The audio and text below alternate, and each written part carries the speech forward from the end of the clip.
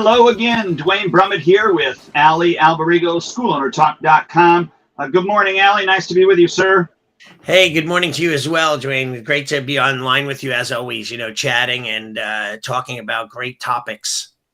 Yeah, and I appreciate you moving things around for me today. So thanks for being flexible in your schedule. Yeah, no worry. I just saw someone popped up with that they're on when they joined us, and there's like a million hearts going through. So that's awesome. Yeah, no worry. My schedule, I kind of schedule around, those two things that I do, which is my Friday podcast, my Wednesday podcast, and I have a guitar lesson and a Japanese lesson. Those things are like literally set in stone for me, and I work my life around those things.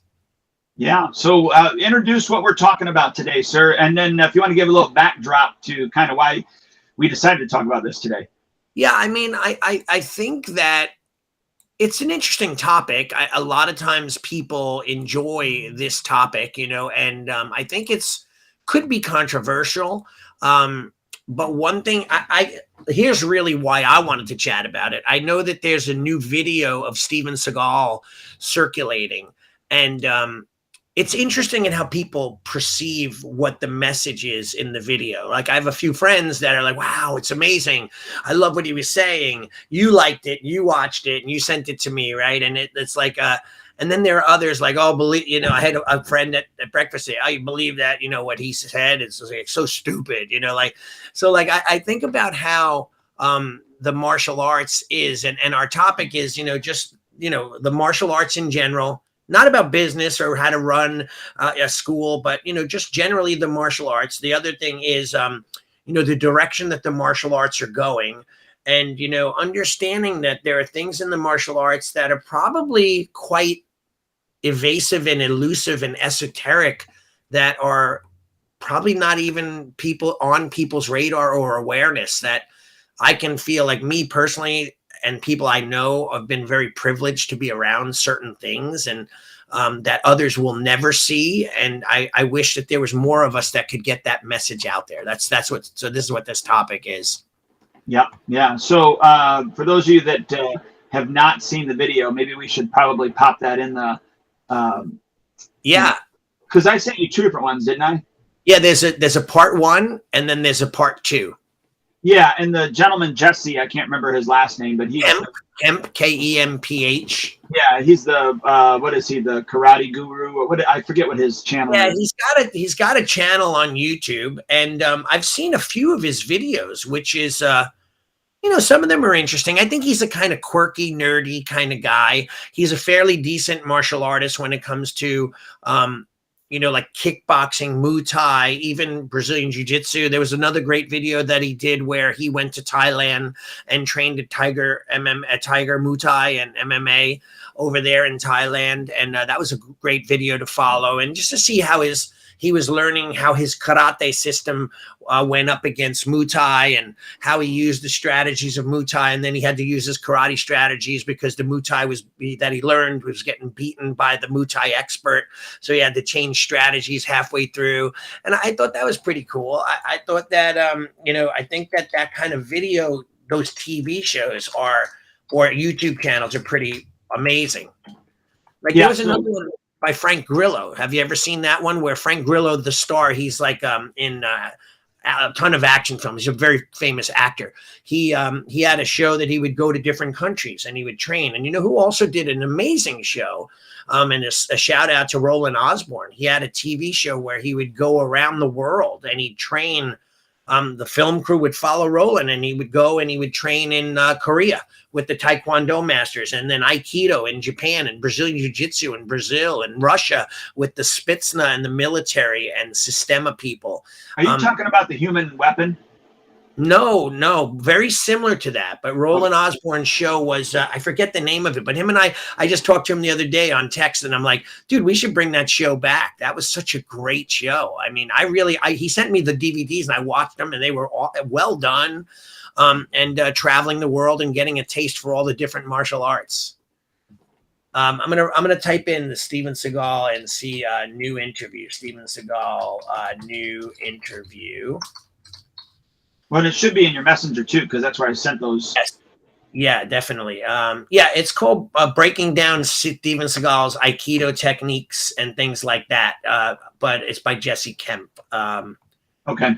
Camp, Kamph. Let me find the link to it, and So, then I will put it down. Yeah, go ahead. all right. So you had an opportunity to, or opportunities, I don't know if it's plural, to work with Steven Seagal.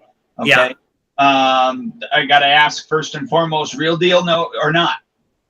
totally real deal. Okay. And by the way, let me give you some background of, I saw his movie Above the Law in the movie theater, and literally it was what I've been waiting for my whole life, to see my art represented on screen. Wrist locks and throws and that kind of stuff. That's what I've always loved, right? So I literally stood up in my seat and yelled out yes, and then realized that I was in a quiet movie theater, and people were looking at me like a lunatic. And at that point, no joke, I swore that I would train with this man. And then I've trained with him in a multitude of seminars, traveling to different places, upstate New York, Colorado multiple times, and all these different things. And I got a chance to kind of get slightly in his inner circle at points, where at one point I did some security work where it wasn't, not officially hired, but it was like, hey, Ali, you stand over there. This is what your job is going to do. And, if people talk to me too long, I don't want to ever be rude. So you just got to pull me away, because he'll talk for hours to people about whatever they want. Like I never realized until I spent some time with him, like what celebrities go through. For example, like, a woman like in her 80s wheeled up in a wheelchair, and she hands him a script that was like this thick that she'd been writing. And she's like, I want to be in your movie. It's the best script ever. And he'd be like, okay, and he'd nicely take it and hand it to me, and I'd hold it. And, she'd talk and he'd listen. And like, my job was to say, Sensei, we got to get going, because he would stay there with them. And he seemed to be a really nice guy, always treated me really well. I know I hear horror stories, he cheated on his wife. He did this. Some people like stories with Jenny McCarthy, about casting couches and all sorts of crazy things. All I can say is what I experienced with him in my personal life. And he blessed my daughter when she was unborn. People are not going to believe this, but this is an amazing story. Like, we were at a big ceremony. He was doing a smoke ceremony, like a Buddhist blessing. So he went off into the forest or the woods of upstate New York and picked a whole bunch of herbs, and then he would burn them, and they would bellow in this white smoke, but it was smoke you could breathe. Like, it wasn't like you were breathing campfire smoke. And he would blow the smoke on you, and he'd bless you. At that point, my wife was about maybe, at the time, that my ex-wife was about maybe 7 months pregnant. Huge. And she came up to him, and he was like blessing her, and he said to me two really cool things. The first thing he said that was really cool, he said to me, Ali, your daughter is going to be beautiful. And I'm like, I know, that's great. We don't know whether it's a boy or a girl. He said, no, I just told you, your daughter will be beautiful. I'm like, okay, you could dismiss that, right? Sure. The other thing that he did was, then at the end, we were meditating, and I swear to you, I mean, it might just be my mind, but I could hear him in my head, and then I could see my daughter in being born. And I knew from that moment on, she was going to be a girl. Like, I didn't have a question in my mind, and she turned out to be a girl. But the weird thing was, the vision that I had, it was her. I could see her face, and that's who she was, like when she was born, the exact face. Then he went on to say to my ex, you need to go to the hospital and get checked out.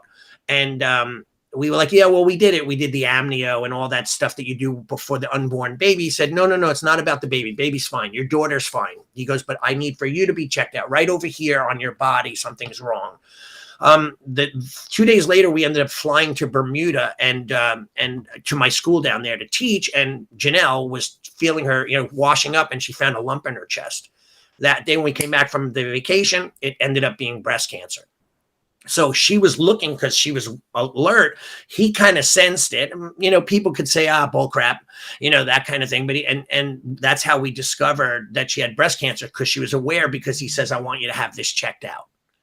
right? And another time, check this out. One other cool story. I was having a problem. A student of mine and I had opened up a school together. We broke off, and I was very hurt. He was like my number one guy, and I looked at him as a kid, and we ended up being on the out. So I'm at a Seagal Sensei seminar, and he's like, "Any questions?" And I said to Sensei Seagal, I said, "Sensei, I have a question." And he said, he stopped me like mid-sentence. He said, "People, this is going to happen. Just let it go." I'm like, okay. And then he moved on to the next question. And like, that's a great answer for anybody. Dwayne, stop, just let it go. And you're like, oh, wow. You'll either be like, he's a fraud or a mystic, right? Sure. So second time the microphone comes around and I get it. And I'm like, Sensei, I have a question. He's like, Ali, I told you to let it go, right? Another round, third time, I said, Sensei, and he said, Ali, students are going to come and go. Your top student left, and that's okay. He said, you'll get over it. Now let it go. Like, he clearly defined my entire story in my head without even knowing. So I'm like, wow, this guy is kind of like a mystic in some way. He's got some incredible intuition about, what's going on with people. Maybe it's just like, feeling people out, seeing what's wrong. I don't know. Maybe he had me checked out, someone invested. I don't know. But I've had some really great experiences with him. Physically, I mean, I've gotten hit by him and he's brutal. He's super fast. His technique is amazing. Incredible martial artist and, speaks a few languages fluently. He was a chiropractor, a acupuncturist, et cetera, et cetera. So he's got a really extensive history in classical traditional martial arts from Japan. So I liked him. I thought he was a great guy. I'm a big fan. I love what he says, like a lot of things he said on the video too. Yeah, when I saw Above the Law, I was floored. It was just a game changer for martial arts on film. Right. It was quite interesting, quite neat. But I'm with you. You've got the different stories that float around, and you wonder. Yeah. What's true, what isn't true, and I'm sure that the majority of stories are not true. Because when you're famous, you get talked about, and you know what I mean. Well, let me tell you one more quick story. I'm sorry. It's the same trip that I was with him. There was a van that would go and pick us up and bring us to the seminar site. And then they'd go get him and bring him to the seminar site. So I said to the driver, I'm going, it's pretty cool. Like, I'm still enamored by the guy. I'm like, it's pretty cool. You get to drive Sensei around. He's like, oh my God, what an attitude, man. That guy, can't stand him. I'm like, could I ask what he did? He goes, yeah, I see him in the morning. I'm like, good morning. And he's always like this, bowing and I'm going, you do realize that's probably like the highest form of respect that he's given you. Like, it's not like he's ignoring you and blowing you off, but this guy wanted to vilify him because he didn't, I guess he just felt like, hey, he had an attitude. He was a celebrity. And his story, and once I explained it to him, the guy was like, oh, maybe he isn't being a jerk. And I'm like, right away, that's where he was going with it. And I was like, no, like if he bowed to me, I'd be honored and bow back. That's part of his culture. He's Tibetan monk. He is a martial artist. Like there's a lot of bowing going on. It's not an offensive thing. Why didn't he shake my hand? I'm like, well, that's not, bowing is the same thing, even more so. So very, very funny. Well, yeah, I mean, I don't know that I would walk up to Chuck Norris and shake his hand either. It's just with those people, you don't go to touch them unless they go to touch you first. You know what I'm saying? Yeah. And by the way, this guy was not a martial artist. He was just a driver. So you and I understand that. Martial artists would probably understand that.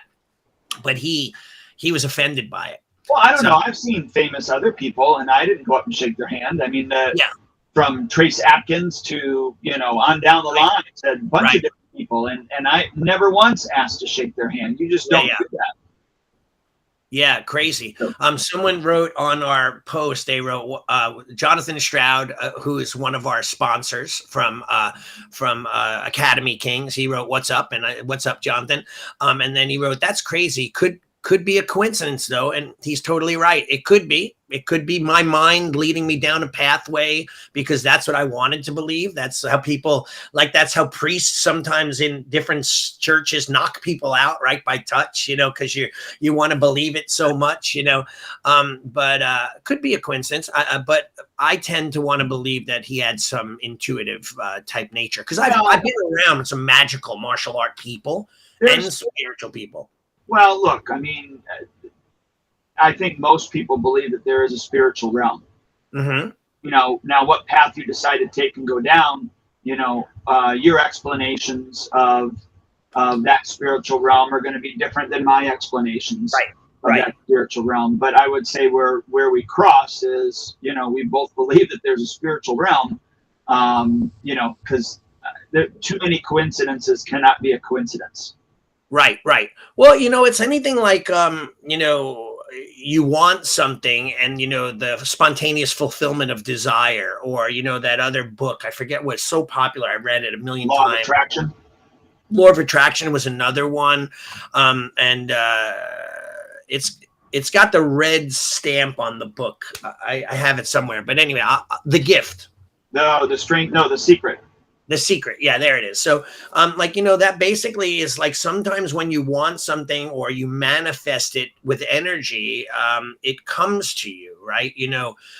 And I think that the more you look for things, more when before I bought a Tesla, I very rarely see a Tesla. Once I bought a Tesla, and by the way, of course, there's way more on the road than ever before, but now I see them because my mind is used to them. Like I could see a car, 10 cars away and go, that's a Tesla.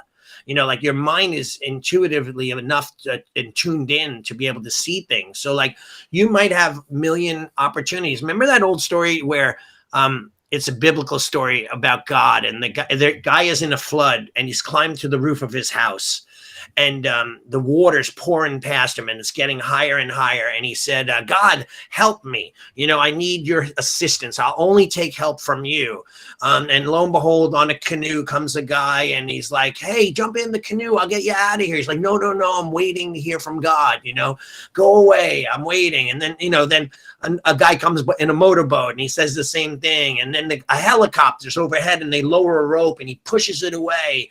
And then now the water is almost at the roof of the house. And he's like, I believe in you, God. I trusted in you. And God's voice says, I don't know what's wrong with you, but I've sent you a canoe. I sent you a motorboat, and I sent you a helicopter. What else do I need to do to get you to safety? And it's like, you're not looking for certain things and you're looking for other things. You'll never see it. And by the way, that's a cool segue with the martial arts in general. Like, I hate to say that a lot of people, that saying that we use, you don't know what you don't know. At times, sometimes the obvious is totally elusive to you because you just don't know what to look for and to see. Yeah. Right? Does that make sense? Yeah. Now, I don't think you meant it this way, but that story is not in the Bible. Just a biblical story, like about God. I meant not biblical, like in the Bible. Right. Yeah. So, but yeah, look, I think we all would agree that we're a body, we have a mind, and I think most of us agree that we have a spirit. So there is some intuition, there's some spiritual knowledge in everything that we do.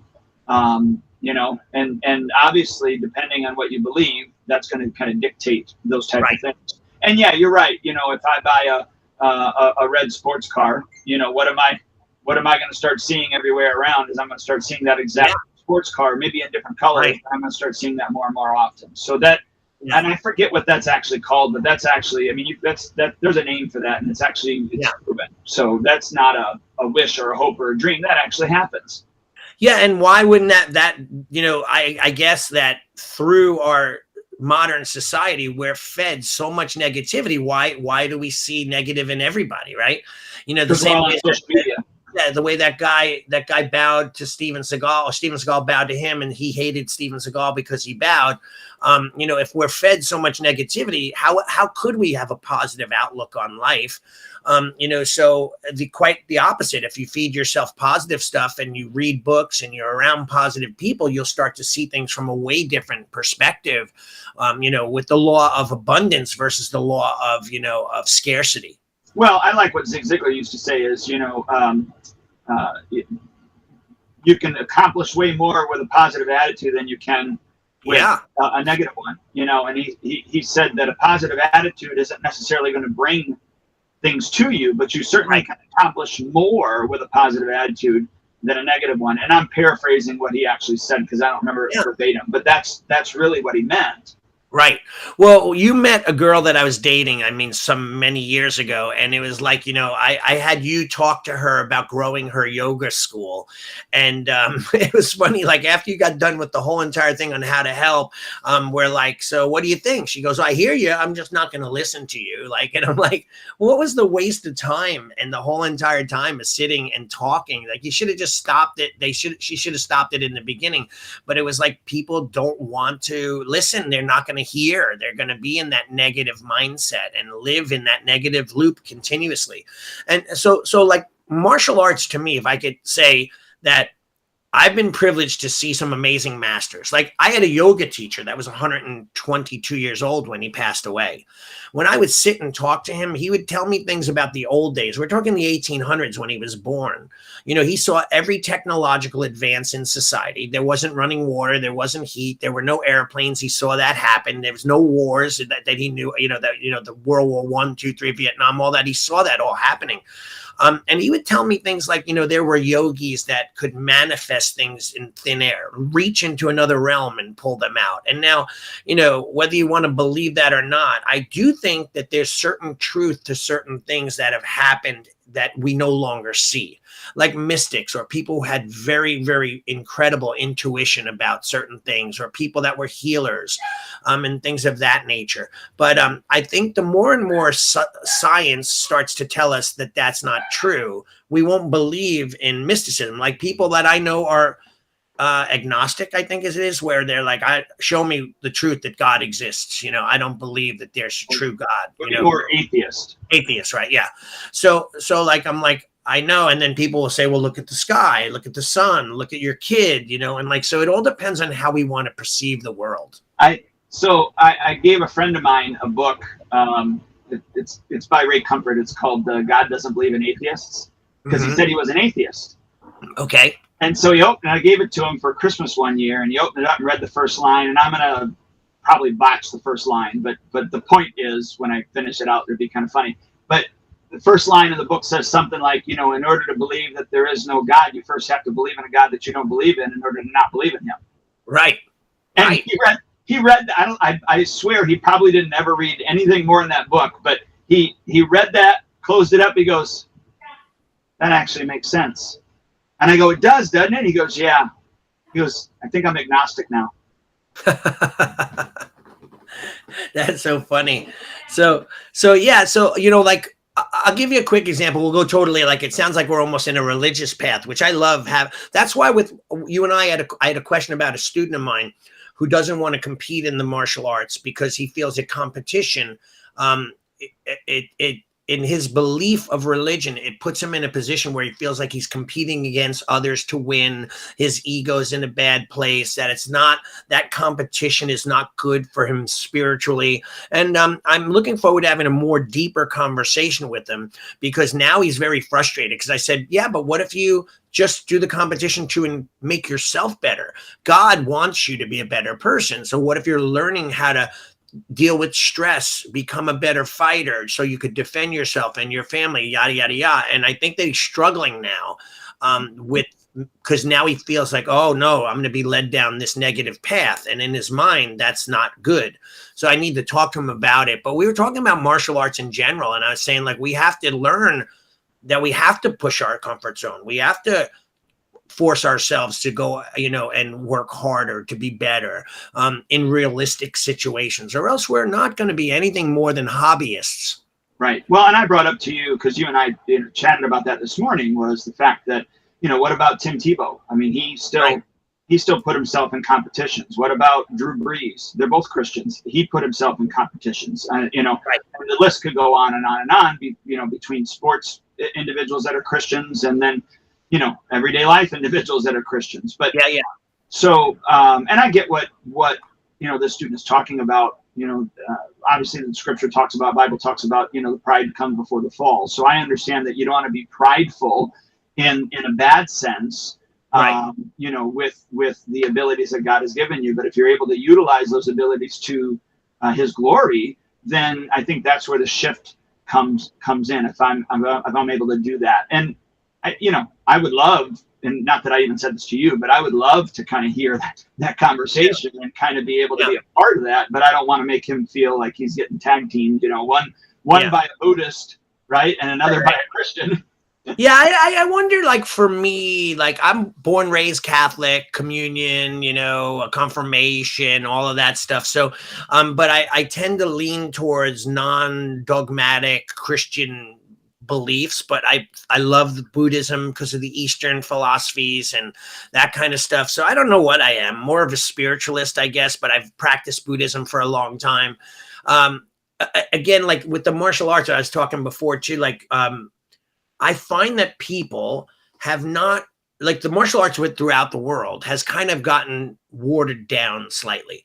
So like when I would go to Japan, I would have these mini epiphanies being around my teacher, and he would take me to different seminars to be around other Japanese masters.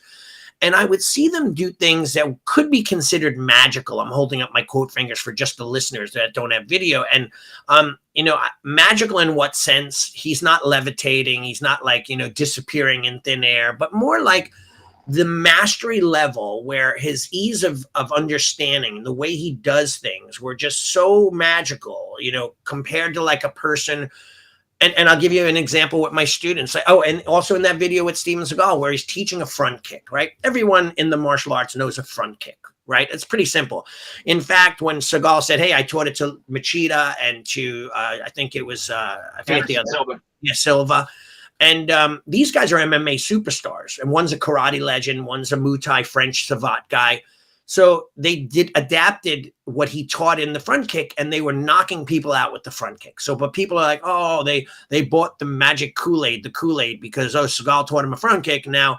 But when you actually know what he's saying and you look at it, there's a very different way of delivering a kick. It's almost like there's a way to push the front kick, there's a way to snap the front kick, and there's a way to push through on the front kick. And quite frankly, people could go for 20 years without learning how to really get full power and you know, penetration on the kick so that it would break a rib or knock someone out. I don't know why the world is so quick to dismiss technique, where mastery is nothing more than taking this move and knowing that, tweaking it just like 3 or 4% or 2 or 3%. And like when I do a wrist lock and I hit someone with a wrist lock, they hit the ground. And people have on YouTube have said, oh, that's because he's got a compliant uke, you know, partner. And then my partners, they're like, no, that's not really what's happening here. Like when I pop a wrist lock in, on 98% of the people, they hit the floor. And I'll teach that in seminars. And sometimes I'll teach the move and walk around the room, and they're right back to doing it the way they want to do it, their way. They're missing the nuances that I just shared, which could take them from good to great, so to speak, or at least give them a different perspective on how the lock is done.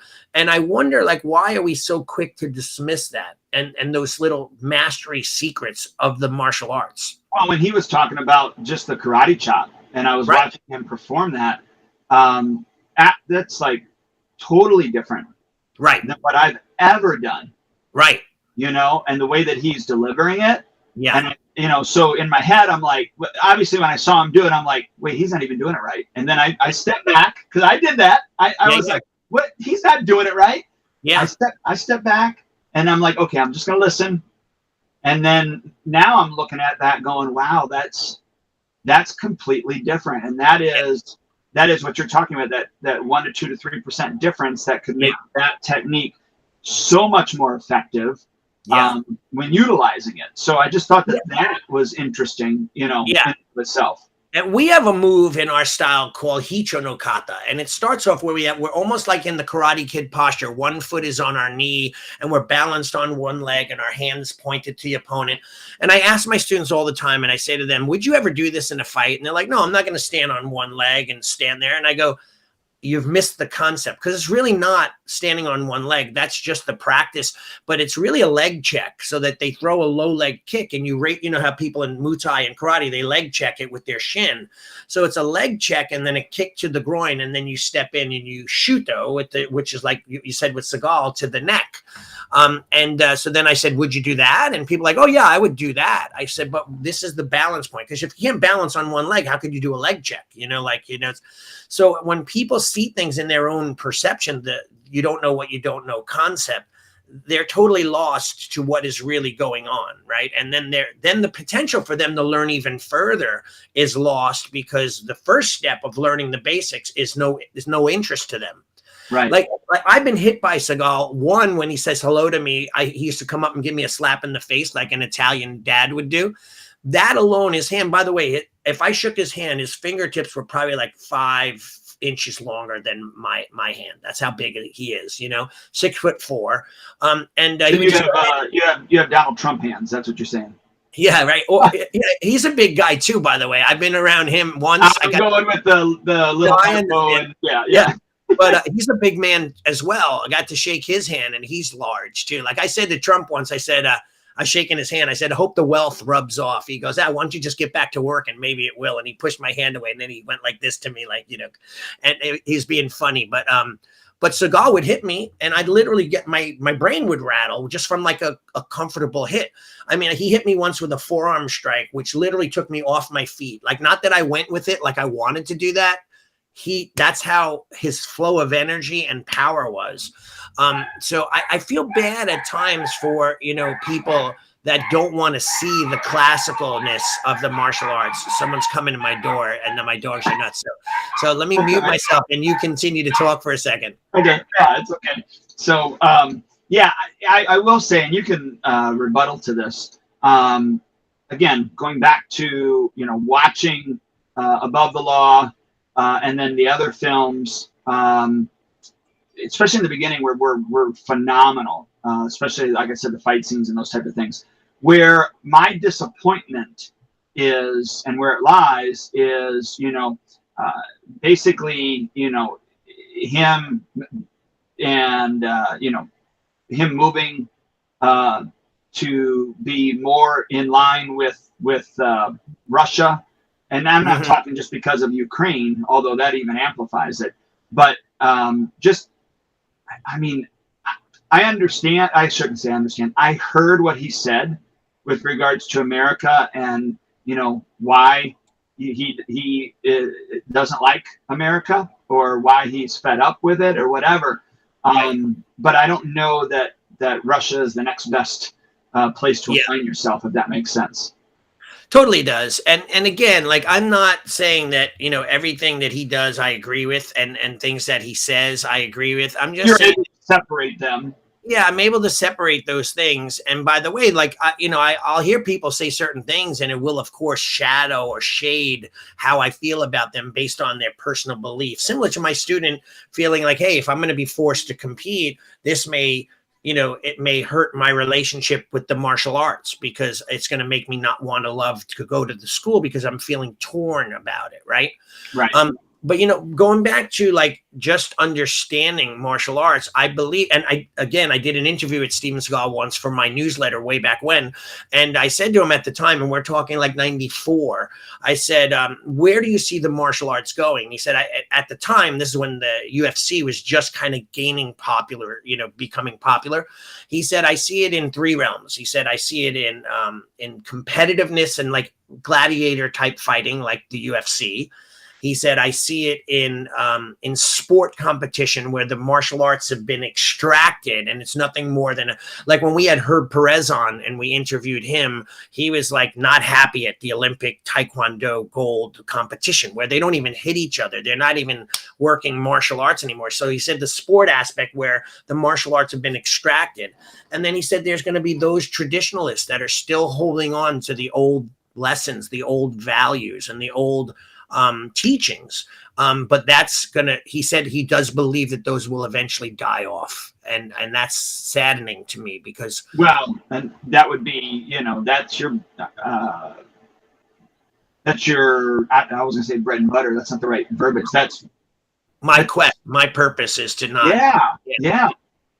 Yeah. And you know what, like, I'll give you another example. It's kind of funny. Like, I had a parent once who was a real jerk, and anything I said, he'd go against it. Like if I wanted to do something, he would always try to talk people out of being a part of what I did. Like, I don't know why he'd have his child in my school, but he'd always go against anything that I did. Like, it almost like he was there. His purpose in life was to damage and destroy everything we're about. So he had a pet peeve that he would always say to me, and I talked to him, I said, you know, reverence for your martial art teacher is very important. We've spoken about this on other shows.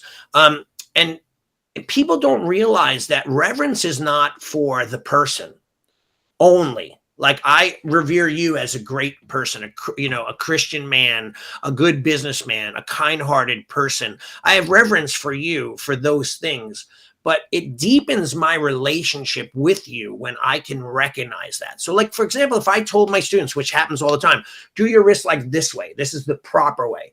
If they really, like my teacher would say that to me, I would take that to heart. Like, oh my God, don't do it any other way other than the way Sensei showed you. And I'll tell you a funny story about why that what he did, which is hysterical. But if I really revered him and respected him and loved him, I would get a much deeper lesson because of it. Does that make sense? And if I was kind of like, nah, whatever, don't pay attention to him, I'd only be half in, and I'd be getting only a third of the lesson. Because if I'm half in, I'm only getting a third. If I'm 100% in, I might get 75%, right? So I think that we don't, like most school owners these days, don't want to teach that. They're afraid to feel like, hey, I'm your sensei. You need to respect me. You need to respect the style. You need to respect the school. They feel like they're pushing an agenda that you should only get that respect if they want to give it. But if they're not taught it and they don't understand the concept of reverence and why they should be feeling a certain way, then how are they ever going to learn it? Like, if we don't teach our kids that, how are they going to learn it? So I think that that's where the martial arts has kind of been degrading, because we're taking those value systems out. You know, the Mr. Miyagi's of the world, where they weren't just a sensei, they were your family. They were like a second father. They were like somebody that you needed to go to when, you know, I've had students, and you've had students that probably come to you and go, Sensei, I'm struggling with, you know, depression, and they couldn't talk to their parents, but they talked to us. And that's because they had respect for us and reverence for us. So I think that a lot of that is being lost, and it's kind of sad. So here's the funny story quickly. My teacher, my buddy and I watched Friends. In Friends, Ross does this thing where he's taking karate lessons, and he goes, unagi, which means like eel, right? Eel roll. So we were saying that in front of my teacher in Japan, unagi, you know, and he could hear it earshot, but we were doing it against ourselves as a joke from Friends. So he says, why you say unagi? So I explained the story, and he laughed hysterical. So we're at a seminar. At the end of the seminar, he says, unagi, to the whole crowd of 250 people. And they are running to grab their notebooks, writing it down. He was so regretful that he said it, because for like weeks, people were like, can you tell me unagi and what it means and why you said it and why it's so important? And he'd have to say, talk to Ali. You know, he'll explain to you it was from some show, you know, it was a joke, you know, but people were so they revered him, and they want that one word in that circle of people, because we were all very similar. We wanted that knowledge.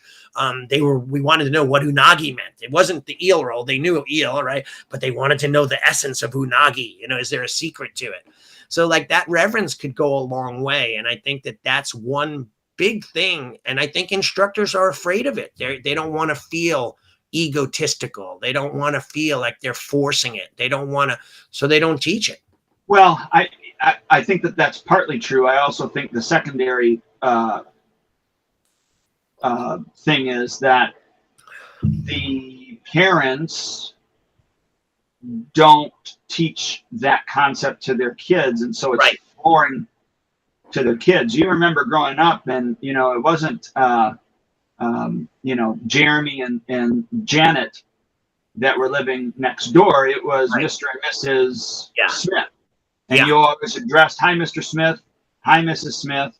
You know, it's even nowadays where people are calling their teachers by the first names, you know, even if it's Miss Janet. You know, no, even if Klowowski was a hard word to learn, you learn how to say, hi, Mrs. Klowowski, rather than saying Miss Janet. Like, you know what I'm saying? Yeah, and you know what though? I think even in the school systems now, they're pushing for teachers to say their kids are not students, they're friends. Friends. Oh no, that is, Come on, friends. I'm like, no, it's not. And by the way, that who does that hurt?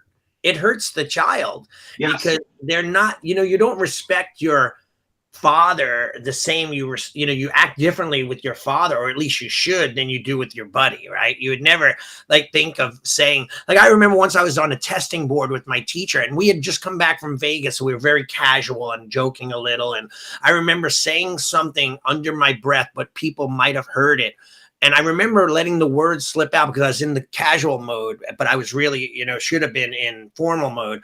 And he just gritted his teeth, and I felt like someone poured boiling water over my head. Like the chills went down my back, and he said, "Not here."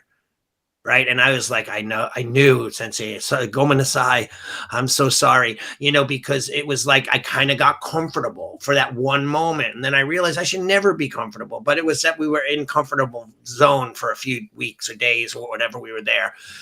So again, I think that martial arts, it's a sad state. I think that in some regards, and technology and YouTube and all those things are great, because I showed my students kata, like from the Olympics the other day, on the camera on TV, and they were like, wow, like they got to see a champion doing it. But then in certain regards, it's just like there's not that level and of a deeper level of understanding and respect, I think. Yeah. So like I said, it's twofold. It's not just the instructor. It's also the society that we're living in, especially as Americans. Yeah. So and we're so narcissistic. Do you believe though that like I don't believe, but what's your thoughts that parents don't want their kids to be respectful and courteous? And I think that society has dumbed that down to the point where that they don't know how to get their kid. That's why I think they put them in our martial arts schools. And then they get this kind of like hybrid version of respect. Like it's all about, self-esteem and self-confidence. And it's through these like, chants and sayings, but they're not going through the physical portion. Right. So they lose it. What are your thoughts on that? Well, I don't disagree with that. But I also think that some of these parents aren't equipped to be able to follow up with what we're instilling anyways. They don't have the knowledge, the tools, the patience to tell the kids over and over and over and over, and I mean, I kind of introduced that to my storm team. I think it was last week. I said, I saw you, this one storm team member, let's just call him John. I said, I saw you, John, have to repeat yourself a few different times to Joey before he actually got it. And he's like, yeah. And then I said, I saw the frustration on your face. Yeah. I go, you can't let, I go, do you know how many years I've been teaching? Right. Said, no, sir. I said, this is how many years I've been teaching. I said, I've said that same phrase that you just said. Yeah. To thousands of people over and over and over. But I've always had to say it with a smiling face. And I've always had to say it over and over again. I said, because your audience, I said, you know who your audience is? And he's like, no, sir. I said, all those parents out there that are watching you that can read your face. Yeah. And he's like, oh. I go, so you're not just, and what you did, what you said was correct. The correction was done correctly. I mean, your approach was done correctly, except for afterwards when you turned around and kind of gave that look. Yeah. And unfortunately, you were facing the audience when you did that. Yeah. Now, wonderful that the student didn't see it, but not wonderful that all the parents got to see it. Right. He's like, oh, yeah, that makes sense. And so I bring that up because I don't know that parents are willing to, one, say things over and over and over and over. Two, understand that that's what you have to do with kids. You've got to repeat, you got to repeat. You have to award proximate success, right? It's not just about saying, man, you screwed that up. I told you to do X, Y, and Z. No, you see the good that they did and go, man, you know what? If I had to give you a grade out of 100%, what do you think, how do you think, like I would turn them, how do you think you did? Right. And then they would say, oh, yeah, I did about 75%. And go, you know what? I'm pretty close with you on that.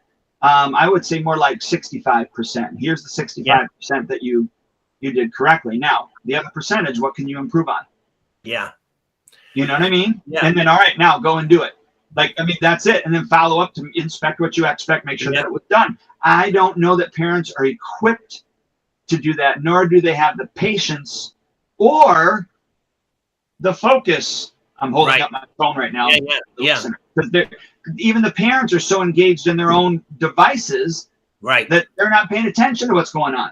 Well, I just had a free month with 2 twin brothers that came in for the entire month. This is their last week. I approached the mom, never once met the mom. They have a very beautiful au pair that comes in, that brings her in. It's a young woman, and she's like, yo, we love the program. The kids love the program.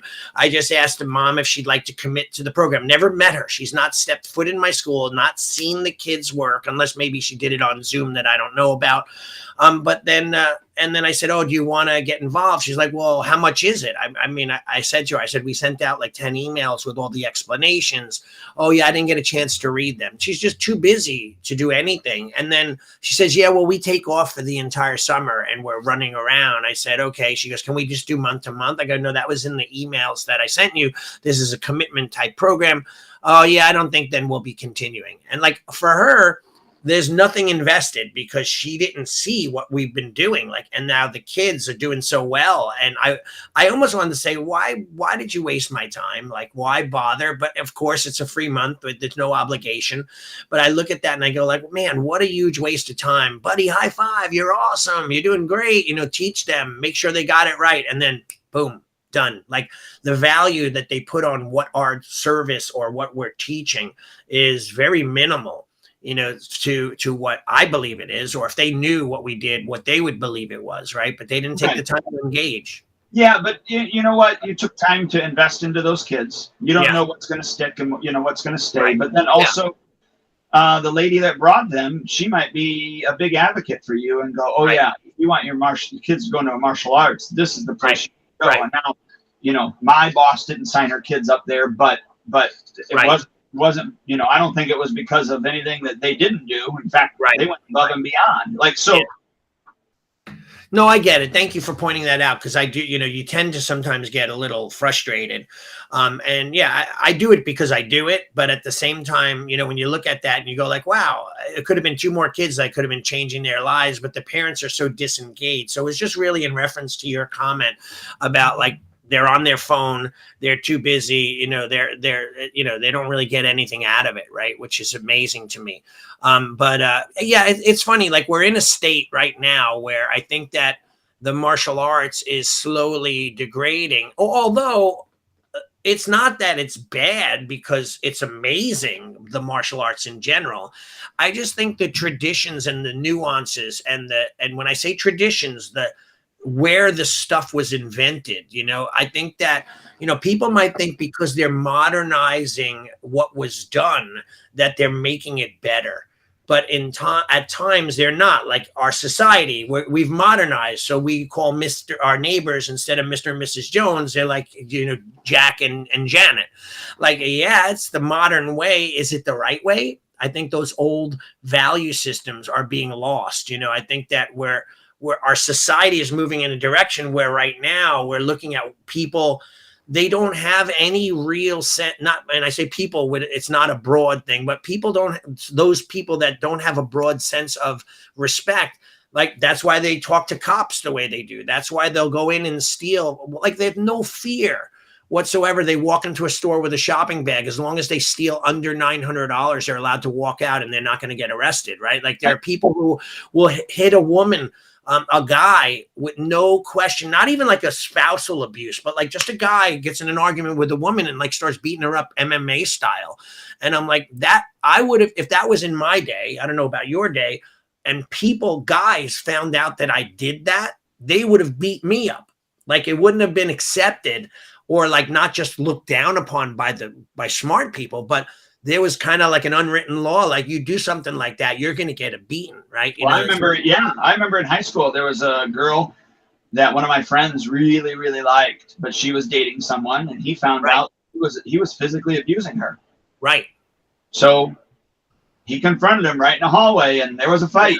I mean, it just. Yeah. You know? And it's interesting. Like there was a big thing over. I don't want to go down too much of a rabbit hole, but think about Will Smith and Chris Rock. And like there was a part I'm out of here. No, just kidding. there was a part of me that said, like, I get how he acted, Will Smith, the way he did, and I get that what Chris Rock said was inappropriate. I also get Chris Rock's side. He was a comedian, and comedians do things like that. Will Smith should have had more self-control. But I remember back in the day when I was in high school or junior high, if someone, like one time I had a very long-term relationship with a girlfriend, and some guy pinched her butt, and she came right to me and told me, and I dragged the guy outside and beat the living crap out of him. And that's where it ended. It wasn't like all this whole craziness about it. It was like, okay, he did what he did. He realized what he did was wrong. He got the beating. I didn't pummel him into the ground and put him in the hospital, but it was enough for him to say, I got a bloody nose and a fat lip and maybe a black eye, and I'll never do that to that girl again. I think that because we have protection against everything we do, we're protected by, hopefully, the police, and we're protected by, whatever things that are going on. We don't have to worry what we'll say and what we do. We just get away with it. So there's no real fear of repercussion. And the same thing goes with minor offenses. Be disrespectful to an adult. The parents are like, oh, I'm sorry that happened. What are we going to, they're not going to punish him at home. It's just like, don't do that again, Johnny. That was not nice. Meanwhile, like my mom or my dad would have punished me. I would have gotten stuff taken away. I might've gotten a whooping with a belt. It was a different type of world that we live in. Oh, right? It is. Yeah, most definitely. There's not consequences, and we're not doing those kids justice, and then against the individuals that are in school, like us, if that happens in our school, we can say, I'm sorry, you no longer can come here. You're out of here. Right. And we can make that decision just like that. But yeah, the school districts, they can't do that. They're not. There's just a bunch of hoops that they have to run through in order to even get somebody into that position. And then you can't, kids I would have never even, I don't know why, but maybe because how I was raised, or maybe the fear of what would happen to me at home after I did, I would be very careful about how I treated other people. And, and when you have that fear, a buddy of mine we'd watch people at a tournament and they'd be doing all this fancy stuff, and we'd joke with each other. We go, yeah, but could he really fight in a real fight? That was our ongoing joke with each other. So I wonder sometimes, people get this self-inflated confidence of their ability, or, even they feel protected, that they could get away with murder and do what they want. So that's how our society is now, where you're allowed to not allowed. It's frowned upon, but you're not going to have any jail time or get in trouble. You're allowed to steal up to $900 and walk away. They're not going to stop you. They're not going to arrest you. I had a student who's a cop in New York City. He said he arrested a guy with an illegal handgun, filed down serial numbers, right? Arrested the guy, took the gun away and confiscated it. And before he was done filling out his desk paperwork, the guy was waving goodbye. Hey, and he said, hey, have a nice day. It wasn't like, they were fighting over it. The guy he arrested, he gave him his gun, but it was an illegal handgun. Who knows if it could have been used for a murder or a robbery, or I have a license to carry, a pistol permit. If I got caught, I'm sure I'd be in jail with my gun, even though it's licensed. They would find some weird thing to put me in prison for. That's just my luck, but it's the wildest thing. So I think that going back to the martial arts, I think that a lot of the respect, a lot of the history is being lost. What we only have a few minutes left. What's your thought on associations? Groups of associations, the FJY, organization. I just made up initials, but something like that. Yeah. I think they have their merits, Right. Unfortunately, the bigger your association, the harder it is to please everyone and, control, if you will, for lack of a better term, to get everybody on board. So, yeah, that's a tough one. That's tough to do. Yeah, it's hard. I remember, I'll go back to Steven Seagal. When my teacher from Japan, I was training with him traveling to Japan regularly. And then I was also going to see Steven Seagal. So I said, Sensei, I'm frustrated to Sensei Seagal. I'm frustrated with my teacher's organization. You know, he promises this, or he says he's going to do, you know, whatever my frustration was. And Seagal Sensei said to me, he goes, you know what the problem is with organizations? And I'm like, no, Sensei. He goes, they don't have any organization. He said, they're just collecting tuition. They don't give you anything back for the organization. They're not giving you monthly seminars, monthly lessons, a newsletter, you know, some sort of benefit. He goes, so why be in an organization? It doesn't matter, right? You know, and I was like, wow, that was pretty, you know, pretty deep. You know, you have to have organization in order to have an organization. Well, right? I know, like our church, because obviously it's an organization, right? Our church was, for years, we're in a small little church, and then we decided to build a bigger church, and it's a humongous church now. And there was growing pains that happened. You know, we switched over from the, you know, the hymnals and, you know, singing the traditional hymns to, you know, the stuff on the screen and we started out first mixing the traditional hymns and the non-traditional hymns. And then, of course, you have the older folks, rightly so, we're not happy. Yeah. You know, with that. So we then made the earlier service more traditional, and then the later service less traditional. Okay. Right. Until, you know, I don't want to say it this way, but until the older people weeded themselves out because they still had beefs against, you know, the growth that was happening. Right. And I think that our church could have done a better job on some aspects, but I also think some of these older folks could have done a better job on being a little bit more flexible. And now I'm not that age yet. I don't know how it is to be flexible, you know, at that age. So take that in consideration. But even organizations like that, because we went from, you know, let's say, you know, 100 to 200 attendees on Sunday to, you know, 1,000 to 1,100. So there's a big growth that happens, and how you organize and structure and serve 1,100 people is quite different than, you know, that's just like, you know, school owners that have 50 and school owners that have 250. Your organizational structure has to change. Your communication has to change. How you interact with your individuals and the parameters that you put on, you know, for your clients has to change. It's got to be different. You can't do the same thing you did at 50 that you can do at 200. There's just no way. Right. Yeah, and I remember doing a seminar years ago with APS or whatever, Member Solutions, when they became it, and I did a seminar called Levels. Like, you know, you're at 0 to 50 students. This is how you can operate. You know, you're very intimate, and you know everyone's name, and then you get from 50 to 75, and it starts to change. You start forgetting names, and it's like to 100. I mean, there are different ways you have to operate in order to accommodate massive people. Like if you had a party with 10 people, you let them in, you sit them down. If you have a party with 75 people, 1,000 people, it's going to be much different how they enter, where they leave, where they sit. So I think that a lot of times people misunderstand that, and they keep doing business as usual, and then they can't grow past that level. Because I had that. I would grow, I'd go down, and I'd grow. I'm getting traction. This is awesome. I'm back down, until I started to put other ways of communicating, other ways of working and operating. Then I was like, oh, I could stick that next level, right? So it's like a small school to a big school. It's a massive different communication network.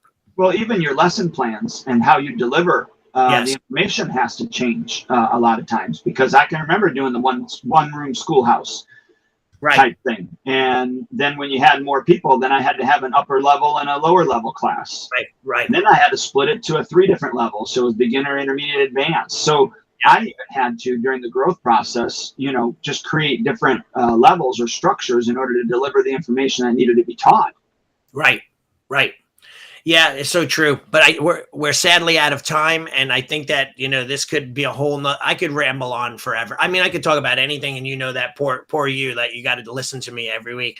But yeah, well, for me, this would be a short podcast if I was alone, anyways, because I think I would just say what I had to say and turn it off. I know, right? Yeah. Not that this stuff isn't good, because through the conversations, there's other ideas that come to mind, and I think you're really good at pulling that out of me. Yeah, thank you. And so I suggest to martial arts school owners, like, dig deep. I mean, look for the mystical stuff in everything. Look for the magic. And I don't mean esoteric, spiritual mumbo jumbo that's just, that, I want you to say, like, I always tell my students, I'm like, if I'm doing a wrist lock and I have to fight to get it to work, maybe I'm doing it incorrectly.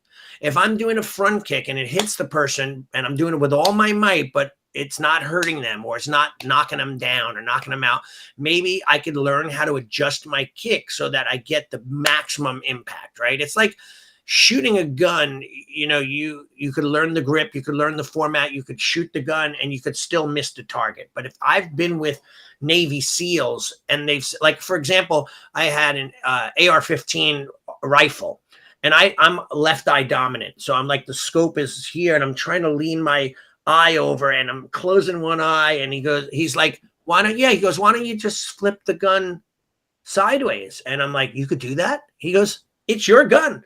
If you could hit the target, do whatever you got to do. So like just hearing that from an expert, and now I'm like, wow. And now I'm like, boom, I'm able to sight in where I struggled the entire time because I thought the dogma, the way of was not correct way. And he's like, I'm a soldier. I've been in battle, gunfights. You just turn your weapon, do what's good for you. Like, I'm like, oh my God, that's pretty darn insightful. And that was an epiphany for me, which is so obvious, right?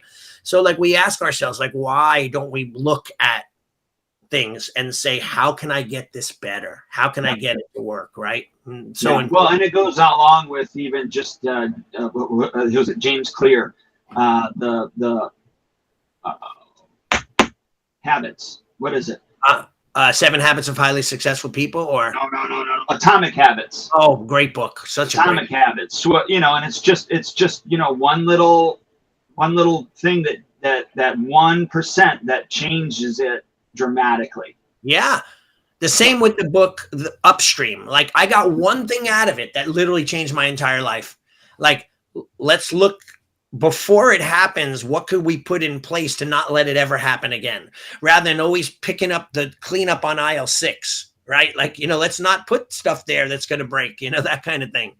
So I got an idea then. Why don't, in a future podcast, why don't we talk about different books and the things that we got out of those books? Okay.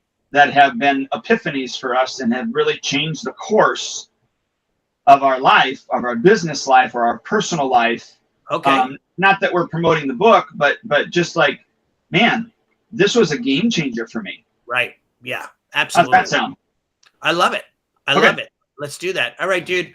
So good to talk to you. I appreciate you very much. And I want you to know that. And I told you that on Easter, like, our friendship means a real lot to me. And thank you very much for, being there for me and doing the podcast with me. So you're awesome. Keep up the great work. And I appreciate your support. My pleasure. Well, I couldn't do it alone. I think you could, but I couldn't do it alone. So. Yeah. And by the way, don't forget, we have a new sponsor, which is Academy Kings. We have Spark membership. That's part of our sponsorship. Your health coaching. What's the health coaching? It's just adhealthcoaching.com. Okay. And they could get in touch with you there, right? And then and Elite Insights, which is my website company. So super excited. And taking it to the next level. Oh yeah. I've been getting a lot more people that have been coaching. Like, I do like 7 calls in a row from Australia to Pennsylvania to all over the United States on a Tuesday. It's exhausting, but at the same time, very, very fulfilling. I'm sure. Absolutely. Yeah. All right, cool. I'll see you soon. All right, sir. Have a good one. Thanks. Bye. See you later. Bye. All right. Bye. Just want to remind everybody, if you are looking for past podcasts, to go to schoolownertalk.com. schoolownertalk.com, and get all the episodes there. Have a great day, guys. Thank you for joining us for another episode of Martial Arts School Owner Talk podcast. This would not be possible if it weren't for the support of our amazing sponsors. Please check out Elite Insights for all your website needs. LeadHunterMedia.com, your online digital marketer and content provider. Academy Kings BJJ Growth Consulting and Management Group at GrowMyAcademy.com. SparkMembership.com, hands down the best martial arts software for school owner management on the planet. GetKarateStudents.com, a martial arts growth consulting company for all your systems. AddHealthCoaching.com, helping school owners create a whole nother revenue stream for their school.